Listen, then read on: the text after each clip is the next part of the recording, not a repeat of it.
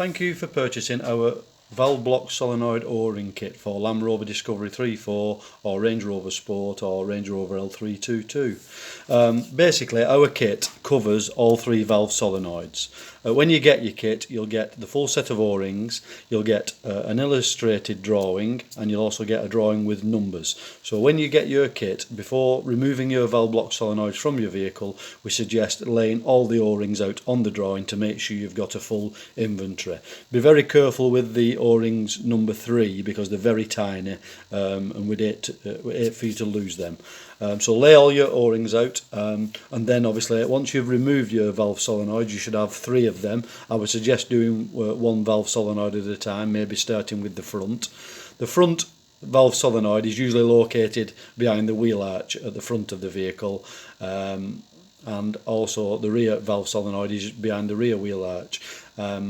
On Range Rover Sport Discovery 3, the valve solenoid pressure switch is usually located under the vehicle close by the air compressor, and on the Range Rover L322 the valve solenoid pressure switch is located next to the compressor in the spur wheel well. So on this instance I'm going to illustrate changing the O-rings in a front valve solenoid, a typical front valve solenoid. So first thing you need to do is remove the 4 torque screws like so. Once you've removed those, the 2 housings come apart, and as you can see you've got your 3 solenoid stems. Now in terms of, for this video, it's a reduced inventory of O-rings because I'm going to concentrate on showing you how to fit the O-rings on this stem and on this stem. This stem is exactly the same as that, so there's no need for me to show you how to replace them on this stem. So we'll start with this one. First thing you need to do is remove this O-ring like so with your scriber. Place that down on the drawing. Next thing you need to do is remove the stem completely, just by easing the stem out. Just being careful. Yeah, as you can see there's an O-ring come out like so. Sometimes it stays in the housing and you've got one remaining O-ring inside. Okay, the next thing you need to do is remove the last remaining O-ring, which is located in this particular housing on the stem. All you need to do is return this black collar 1/8 of a turn and the stem will come out. Be careful the spring doesn't fly out when you remove it. So you turn it 1/8 of a turn, and as you can see, actually you just remove the collar like so, and there you can see the remaining O-ring. You are now ready to fit your new O-rings.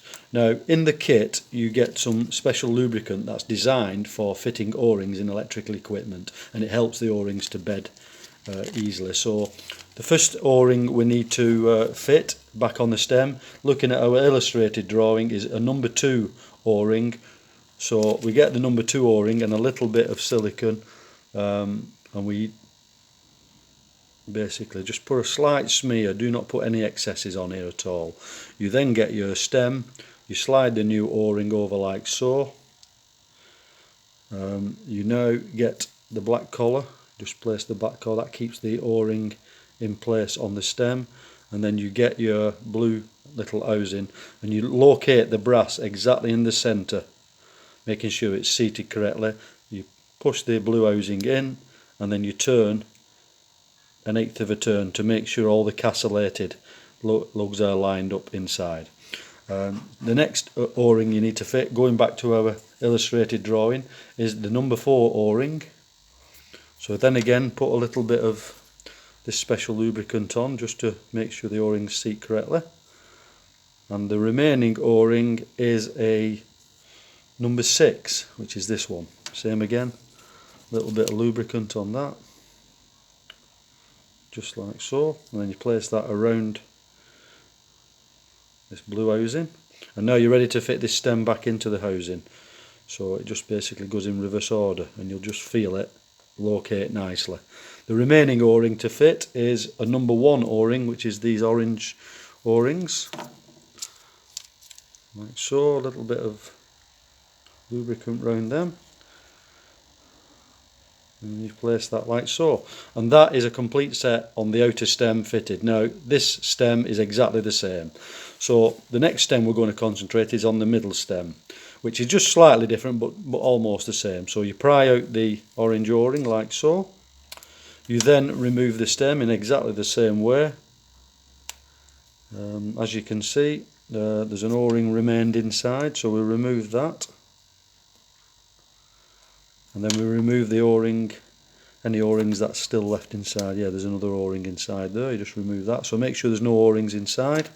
And now we need to separate the stem. Now this is almost the same design, but it has a little insert inside, so you basically just work this stem until you can actually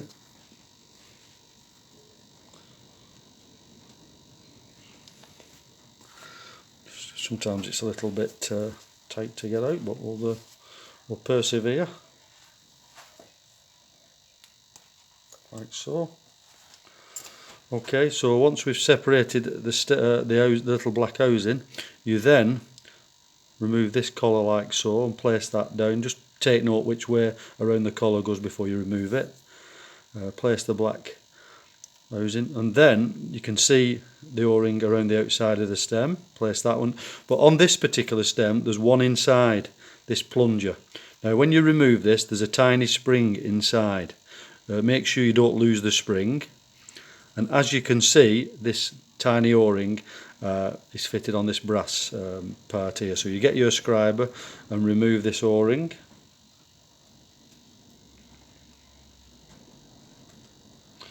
Now be very careful fitting this new O-ring. So you're looking on your drawing once again, the middle stem.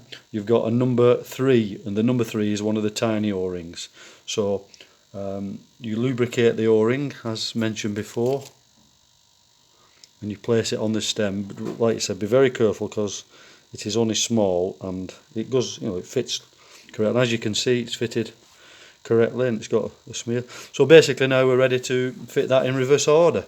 So get your stem, make sure the little spring is inside, and place the plunger back in.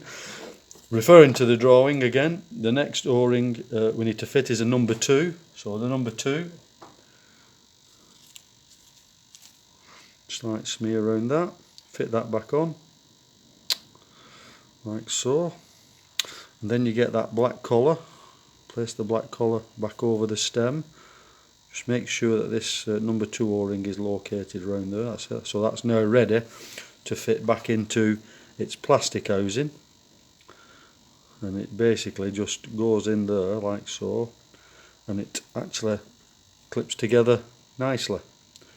Yep, the remaining O-rings now we need to fit, referring to our drawing again, is we've got a number 5, which is the number 5, so we lubricate the number 5, and we now place that over the end of the little centre black housing, and the remaining O-ring is a number 7.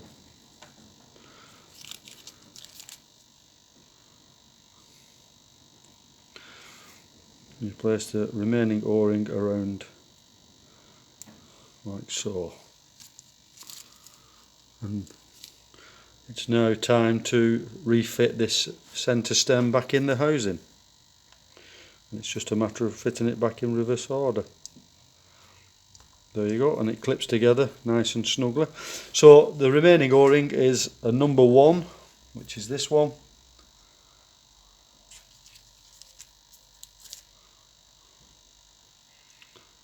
And that goes back in the middle, and that's the set of O-rings, and it's now ready to be reinstalled back in its main housing. So it's just in reverse order. So you place that and you refit all the torque screws. So yeah, that's basically how to fit our O-ring kit in a valve solenoid on the front. When you remove your rear valve solenoid, it's exactly the same process. If you're actually fitting the O-rings on the valve solenoid pressure switch, which is illustrated on the drawing here, there's only one solenoid stem in that, and all the O-rings are numbered as per the drawing. So I hope you found this video very helpful. If you would like to purchase this quality O-ring kit, please go to 4x4airseals.com. There you will find many repair kits for the compressor, air suspension compressor on many vehicles. Purchasing from 4x4 Air Seals You will receive fitting instructions for all your kits, including detailed videos which are accessed through the website. We've got a very good after sales support and technical. We're a hands-on manufacturing company in the UK. All the sizes of these O-rings have been carefully worked out so that they fit correctly and perform correctly. Thank you for watching this video, and we'll catch up with you very soon.